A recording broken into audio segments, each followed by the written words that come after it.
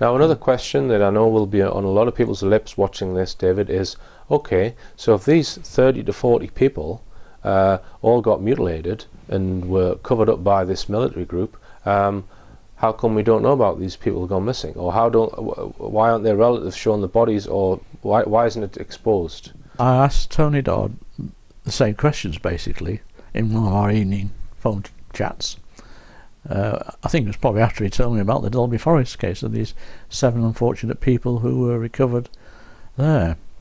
And I said to him, what about the relatives? What do they put on the death certificate? Mm-hmm. What does the post-mortem results say? What does the coroner's report say? Right? You know, and then there has to be a funeral. Mm-hmm. And he said, in his opinion, and I think his sources infer that the relatives of the victims are never actually informed that their lost missing person, their loved one, has been recovered.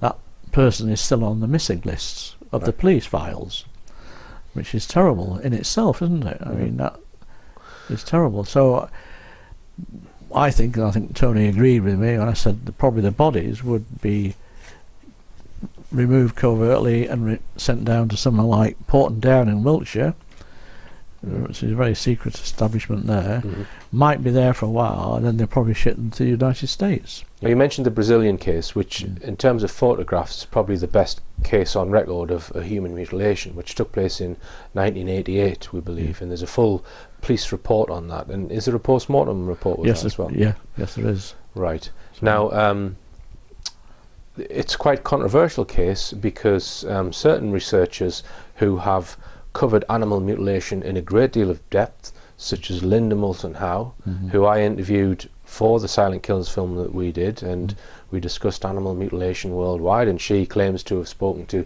Philip J. Corso, who told her that documents in the Pentagon state categorically that animal mutilation worldwide is an ET UFO phenomenon. Right. Okay. Yeah, okay. Now, however, I then wanted to discuss this Brazilian case of the mutilated man. Yeah, with that in mind. And let's just have a listen. Just to recap, let's just have a listen to Linda's reaction.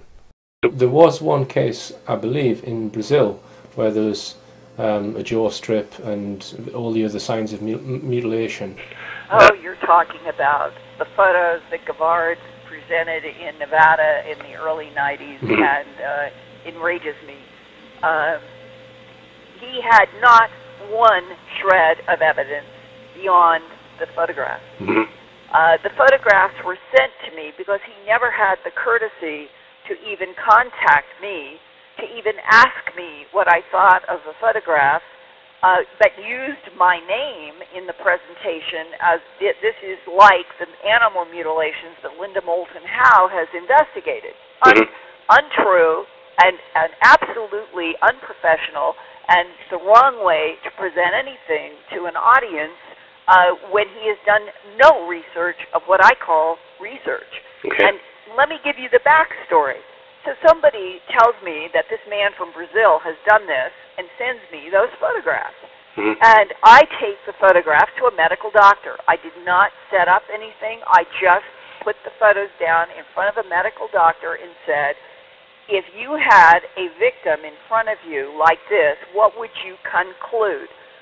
Without missing a beat, the medical doctor said, oh, I saw a lot of that in Vietnam. I said, what do you mean? He said, that's what Agent Orange does to human tissue or any tissue.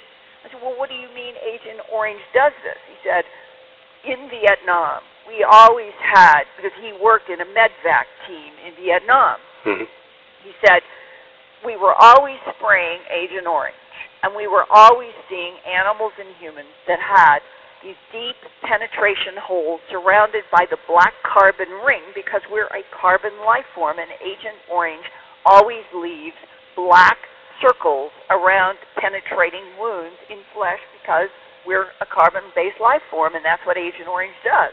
She's saying it's Agent Orange. Now, do you have any comments? What's your view on it? Well, first time she said that to me,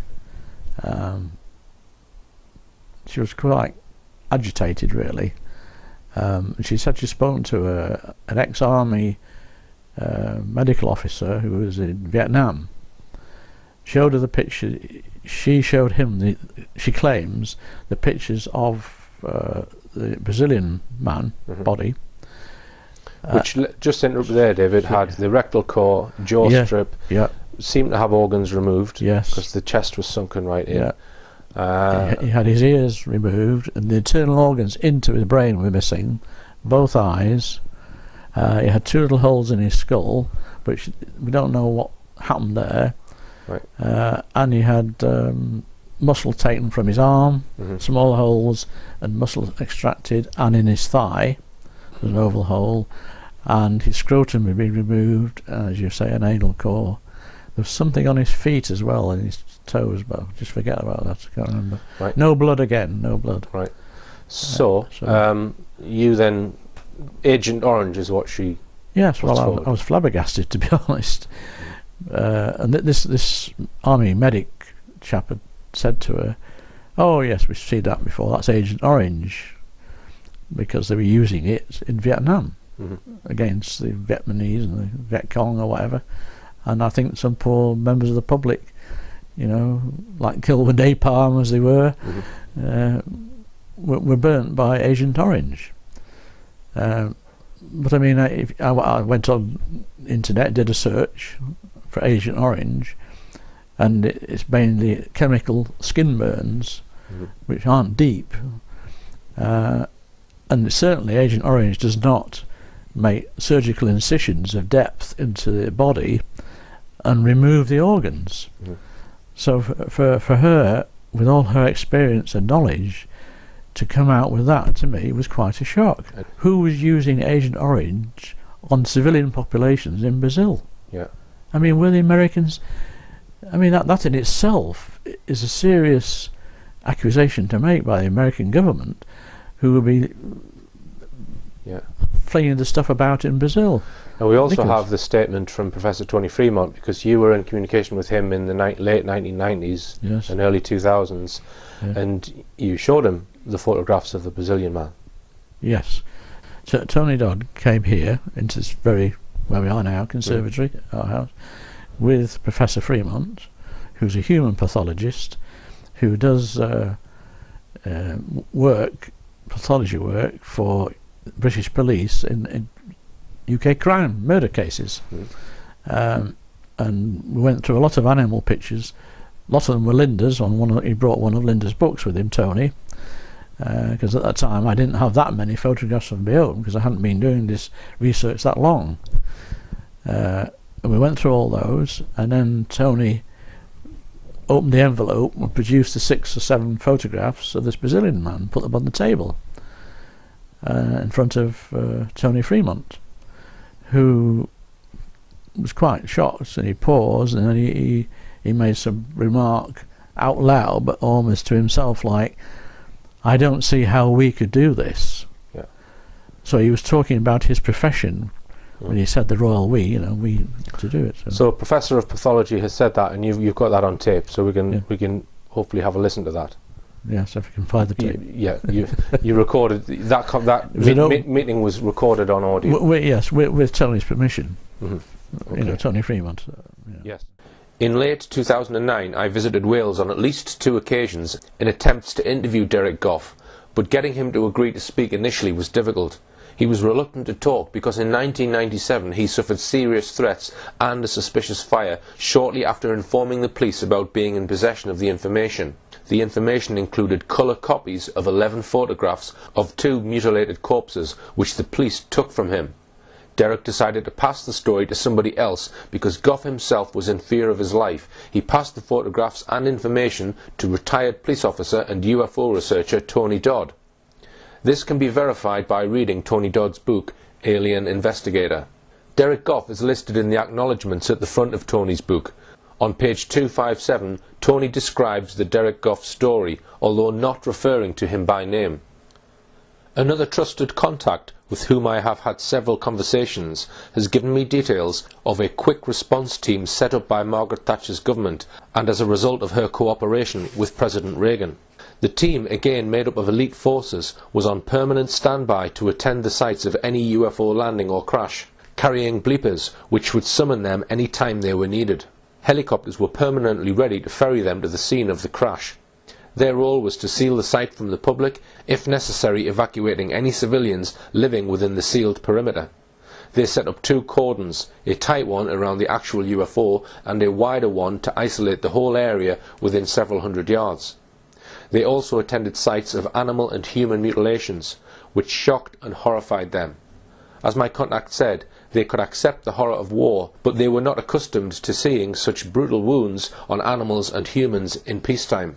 It was the secrecy surrounding the whole of their operation that made him feel it was his duty to alert the public to what was going on.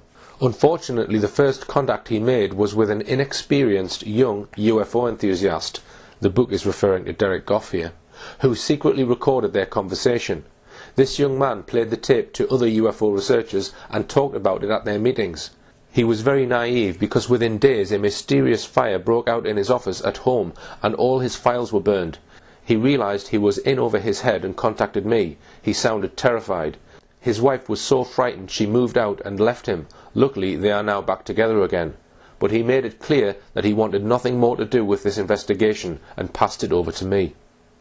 The soldier had also decided it was a mistake to talk, and he was very wary of me when I first contacted him. I had to send him photostats of my driving license and proof that I had been in the police before he would agree to talk to me.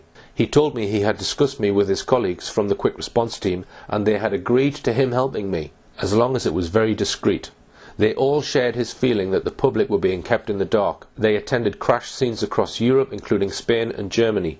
They were not supposed to make any recording of what they saw, but he has photographs of some of the mutilations, and also a piece of debris he picked up at the scene of a crash. At one site in Spain there were several human bodies spread around the site of the crash, all naked and without body hair, and all mutilated by having limbs etc. cut off. Although Tony does not mention it in his book, he was in possession of 11 photographs given to him by Derek Goff of 2 mutilated corpses recovered by the military team on Brecon Beacon, we think around 1990. So we think that that Tony probably didn't put it all in his book. No, he was quite sensitive. He was still a very loyal servant of the Crown, Tony. Serving police office for 25 years, and I think he found difficulties often with the information he had and his loyalty to his past employers, the government. But a few cases didn't appear in his book, right. in Tony Dodd's book, but he told you about them.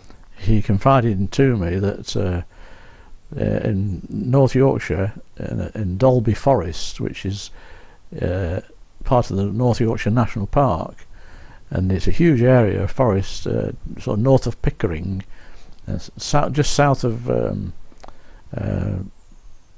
Farlingdale's early warning station, so you're sort of south of Whitby, so it's a massive area.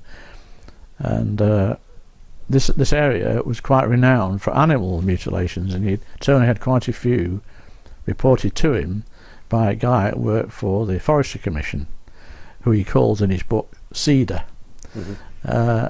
And there's everything from deer, badgers, sheep, fox even, often in quite a small area, on one occasion blocking a road, where the witnesses reported to Tony that the police with some army personnel had blocked the road off until they removed all the animals. This is all in Tony's book? Yes, it was in his book, but all this is in Dalby Forest. So I think it's quite significant that over several years there's been a history of mutilated dead animals found in the Dalby Forest area and around Ravensglass and Ravenscar and South Whitby in that area. So he went on to tell me, coming back to the human mutilations, that he knew, possibly from the same military guy, that 7 human beings had been found in the same field in a period over about 3 weeks. So I don't think they all appeared 7 together. This was 7 different bodies, and I don't know whether they were male or female, found in this same particular field, and they had the classic mutilation injuries, tongue out, jaw strips, eyes out.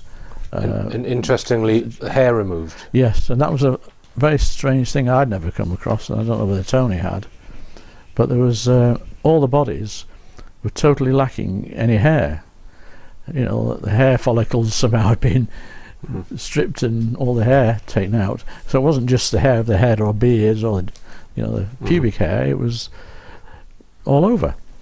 And that is similar to what Derek Goff described. Right. With the Brecon Beacon case. Goodness me, that's interesting. Yeah.